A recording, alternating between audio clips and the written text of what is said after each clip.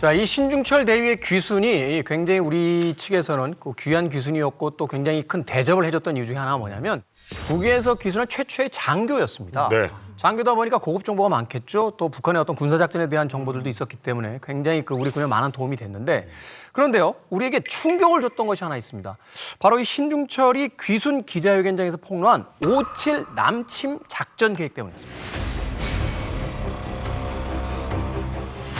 또 다른 소부대들을 다량적으로 그 남한 깊은 중심에 이제 다 투하해서 남한 각 전 그 남한 지역에 분포되어 있는 군사 특수 시설들, 각종 중요 대상물들 이런 걸 습격해서 다 차지하고 점령함으로써 가장 짧은 시간 내에 정확하게 말하면 5 내지 7일간.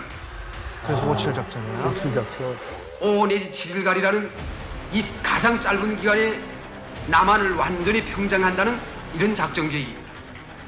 김일성과 김정일은 최근 83년 말까지 전쟁 준비 사업을 끝내라는 지시를 다시 내려 북한 괴뢰군은 요즘 하루 서너 시간밖에 잠을 자지 못한 채 전쟁 준비에 열중하고 있다고 폭로하면서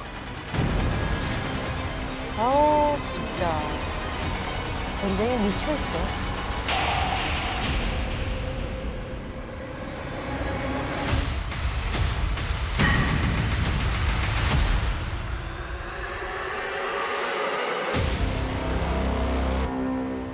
이야.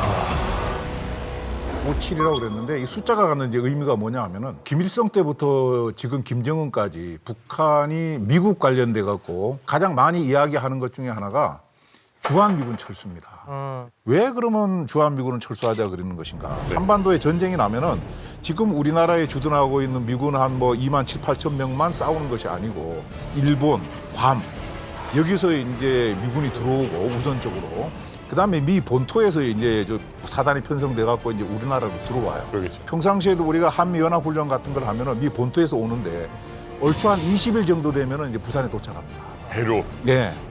그러다 보니까 북한 입장에서는 일단 미군이 들어오고 난 뒤에 전쟁하려 그러면은 게임이 안 된다. 그래서 미군이 들어오기 전에 전쟁을 해야 된다. 계산해 보니까 대략 5일 내지 7일 이내에 끝을 봐야 되겠다. 요게 이제 5.7 남침 작전 계획.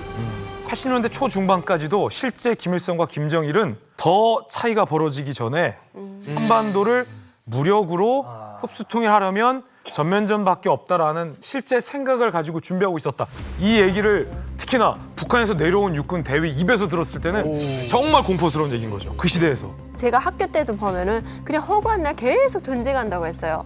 그냥 막 전투복을 입고 학교에 나오라고 그러고 그냥 계속 전쟁을 한다 막 그랬었거든요. 근데 지금 생각해 보면 그때가 80년대니까 아 지금 딱 그 남조선을 먹기 좋을 것 같다 이런 생각했을 것 같아요. 네. 그러니까 남조선이 더 커지고 발전하기 전에 시작. 그러니까 이렇게 보시면 돼요. 그러니까 1975년 이전만 하더라도 우리 대한민국이 북한보다 못 살았어요. 그랬다며요. 경제적으로. 그랬다며요. 그러니까 우리가 경제적으로 이제 북한을 추월했던 시기를 대충 1975년으로 보거든요. 그러니까 김일성이 살아생전 진짜 땅을 치고 후회했던 것이 60년 그 4.19 혁명 때 그때 안 내려온 게 못 내려왔던 것이 정말 천추의 한이 된다라고 김일성이 살아생전 얘기했어요. 근데 75년 이후로 이제 우리가 경제적으로도 북한을 따라잡은 상황이잖아요.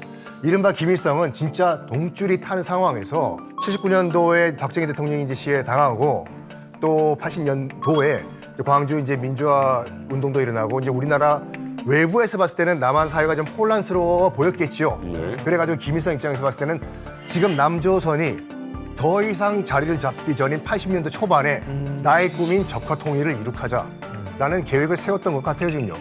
어떻게 보면 실제 전쟁 계획을 실천하고 있었다는 거 아니에요?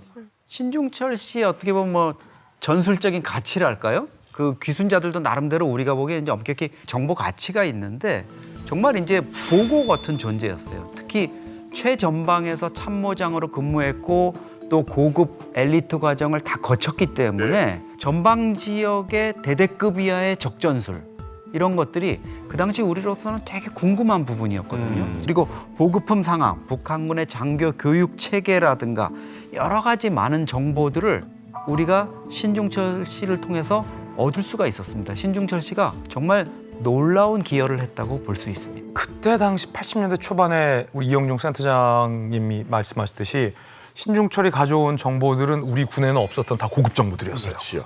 그래서 성대한 환영 행사까지 열면서 보로금을 지급해줬습니다. 자, 이렇게 당시 서울시장 김성배 시장이 이렇게 꽃다발도 걸어주면서 성대한 기자회견 이후 한 달 뒤에 환영 행사를 이뤄줬는데 이때 보로금을 받았어요. 근데 신중철 씨가 얼마를 받았는지 정확한 액수는 현재까지 공개하지 않고 있습니다.